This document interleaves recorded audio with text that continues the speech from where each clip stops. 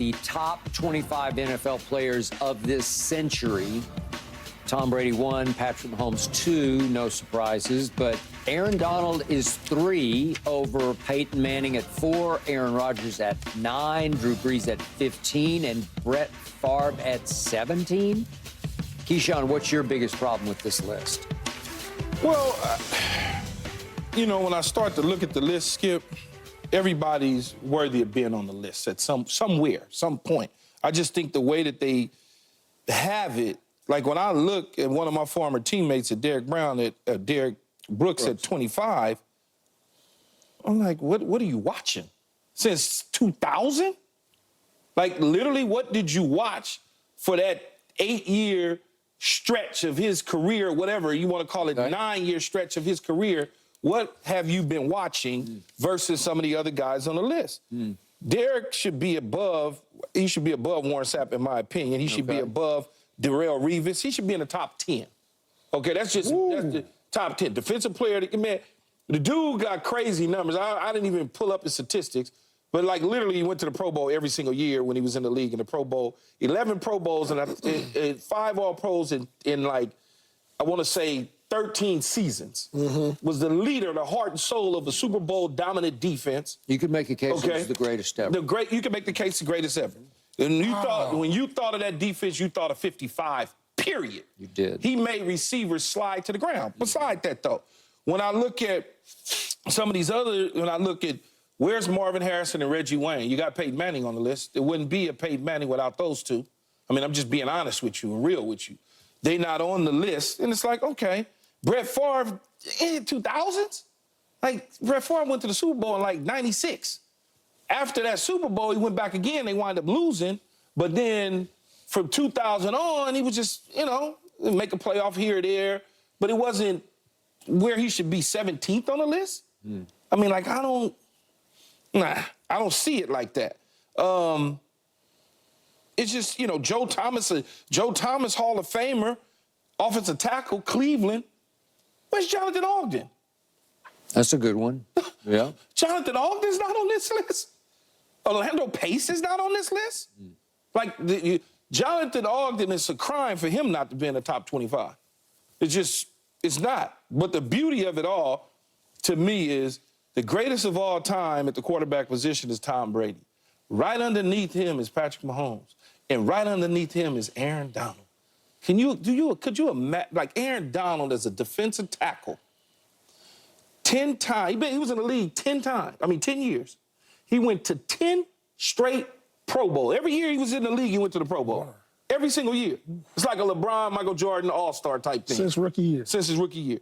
8 All-Pros, which is like all NBAs, right? He's a 3-time defensive player of the year. So that means he was the best on defense for 3 straight years. He went to 2 Super Bowls, won one. And like, it's just like, the defensive rookie of the year, like he belongs right there, and to a point where you might want to push him to 2 ahead of Patrick Mahomes. As a defensive player. I mean, it's just unstoppable, man. You could, if you know football and you watching that stuff, they couldn't block him, man. They put 2-3 dudes on him, couldn't block him. He chased Joe Burrow down and made Joe Burrow get rid of the football. The reason the Cincinnati probably didn't win the Super Bowl. It's just crazy. But the list, you know, all the guys deserve to be on it, you know. I know all these guys, but why wouldn't you put Terrell Owens in there? He gonna be punished, man. They gonna just keep punishing T.O. Yeah, why though? I don't get it. Because his personality and people, he ain't never done nothing wrong off the field, but that's how they treat him. He was in the next 5 out. So yeah, but I think 30th. he should be in there. I mean, 3rd all-time receiving yards. That's how they treat him. I don't know why they treat him that way. Is he still not in the Hall of Fame? No, he got in. He got in finally, right? He got in. Yeah. I don't know who you take off. You know, it's a lot of greatness on this list. And Keyshawn, you know, you played against a lot of these guys. They all deserve to be on the list. All of them deserve to be on the list, but the one that just comes to mind is T.O. for me. I've always been a T.O. fan. I think he was one of the greatest of this generation.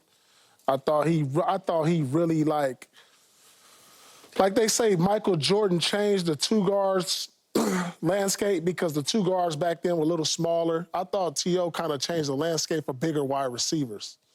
You know what I'm saying? I don't know. You were Same time. same time, right? You and Terrell changed the landscape, I think, for like the over Different. 6'2", 6'3" kind of receivers. Yeah, we was getting big back They were then. starting to get bigger. Yeah, because you can't find like LeBron, Right. like LeBron James. You can't. There'll never be another LeBron James. You can't Right. find him. There'll Right. never be another Randy Moss. You're not gonna find that. Right. Kelvin Johnson might have been the closest to a Moss type, but you're just not gonna find Moss. T.O. was a game changer in his own right. The way he was able to get yak yards after things of that nature, but his personality rubbed a lot of people the wrong way just Yeah. because they just needed something to nitpick him about, I guess. Yeah. And you know, some he did to himself, but I think he's always been criticized and treated wrong just because of you got to have a guy in my eyes that you got to go after for the wrong reasons. And Yeah. here's a guy who never got in trouble off the field. No. Just was, you know, a receiver. Hell, he was just. That's what he was. He was a receiver with a personality and an attitude. Just like And- Keyshawn Johnson. yeah, but I was respectful to the media. I don't necessarily know if he was respectful to the media. Right. You know, and so they punish him because of that. Oh, okay. Wrong, and double wrong. Why? I was there all the way through. I know Terrell, we have gone back, he and I have gone back and forth about this. I'm going to start with him, and he has greatness about him, and I don't Yeah. disagree with your premise that maybe Yeah. he could eke in Right, he could eke in there somewhere. in the 25 to 20 range. I'd have no problem with that. But he deserved the criticism he got because I covered his team in San Francisco, and as I called him, team obliterator, he tore that team apart. It was one thing after another until Terry Donahue, with whom I was close, I said, understand. more trouble than worth, we got to get him out of here. And they shipped him to Philadelphia, and it went from bad to worse. And he clashed with Brad Childress, then he clashed with Andy Reid, and finally they sent him completely home. They said, enough, you go home. We are going, remember he was in the driveway. Doing the sit-ups and the whole weights, deal. right, okay. Yeah. All right. But y'all punish Okay. him. See, to me, Okay, but it's see, just, to me, that's it was a just- punishment it was because team disruptive. okay, It was just because so he's bad. in his It was just driveway so doing bad. sit-ups. I know, That's but- his own damn fault. Let him look stupid. But the team, Andy sent him home. No, Said I that's enough understand. of that. I understand Then that. he goes to Dallas, and your man, Bill. no, but the receivers coach, Haley. Todd. Todd Haley, yeah.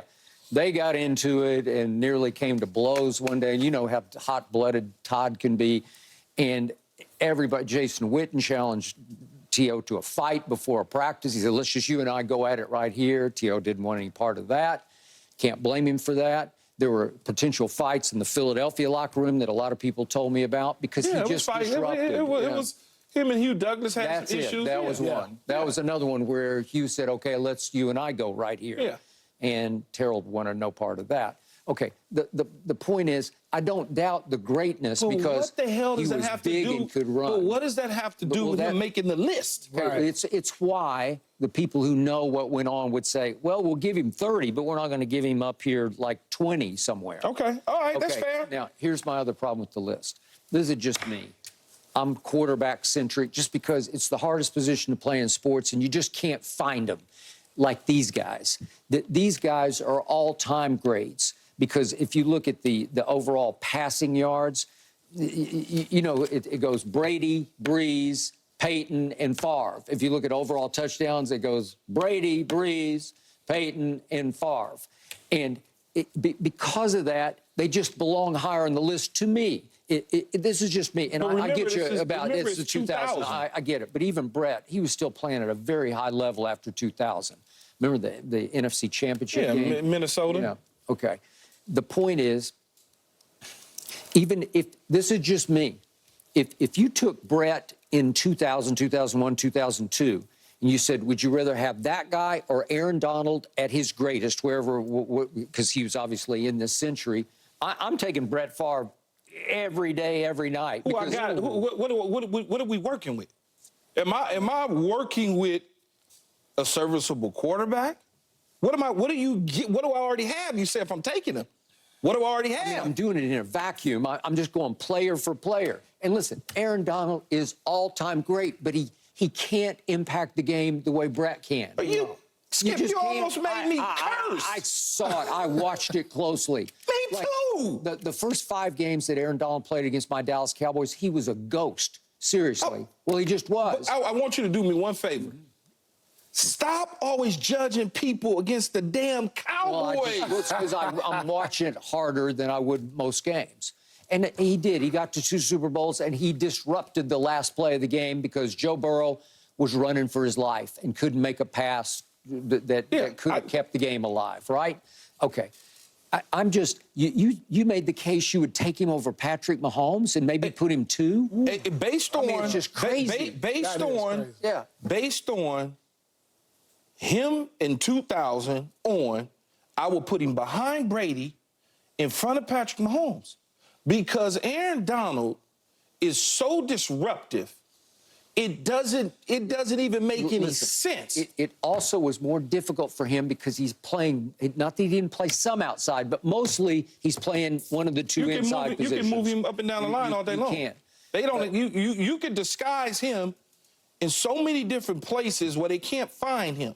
I understand what you're saying about the quarterback position because the quarterback position is the position, it's the glamorizing position. I get it. Plus, you just got the ball in your hands. I understand that. But remember what I've always said to you about drafting. Mm-hmm. If I got a franchise quarterback, I'm drafting him.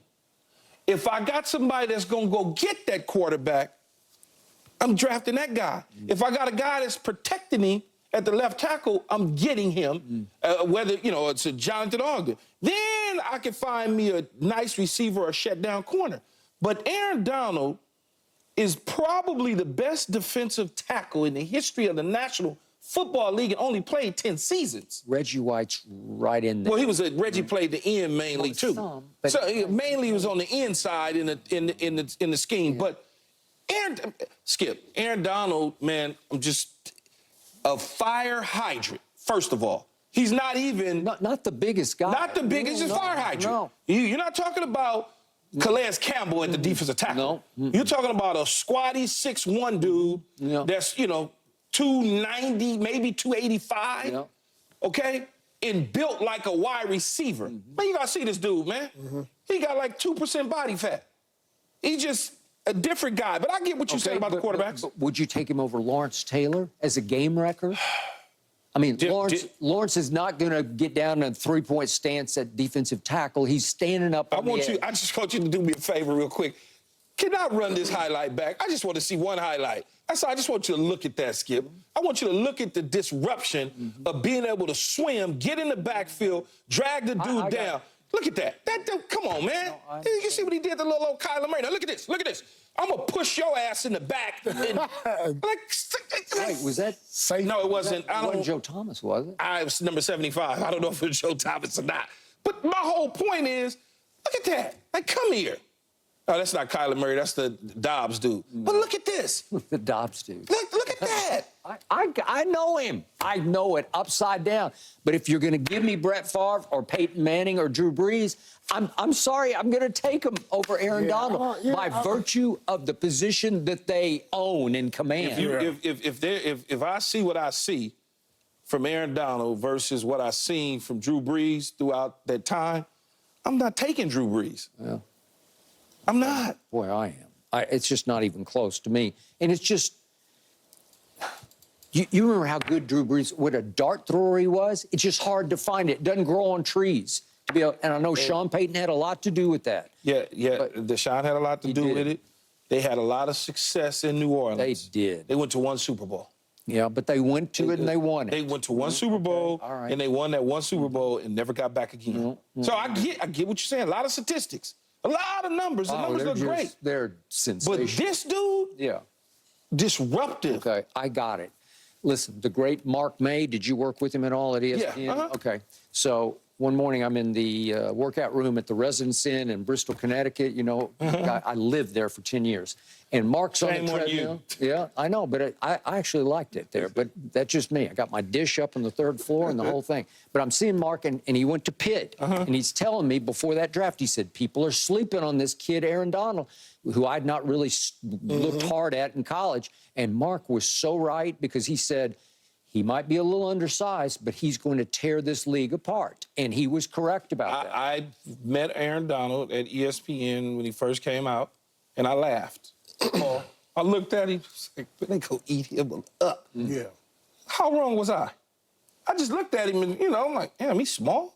Yeah. Because I've seen bigger defense. I played with Sapp and them, the big old Booger McFarland and them dudes. And so I'm looking at him, I'm like, he's kind of small. But that didn't matter. So, I understand what you're saying. I get it, the quarterback, but he's ahead of Peyton Manning. He's ahead of Drew Brees.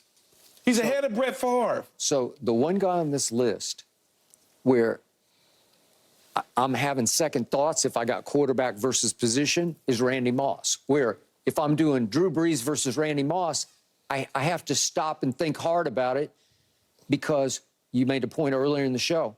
This is the freak of freaks. Yeah, This is where it's just like we never saw anything like this. And I got your Terrell Owens, and I got respect. I've never seen anything like this is, I got respect for you. Oh, yeah, but this- I don't care. I mean, I did what I needed to do. But this guy, It was comes different. in. I'm the first person to tell you it's different.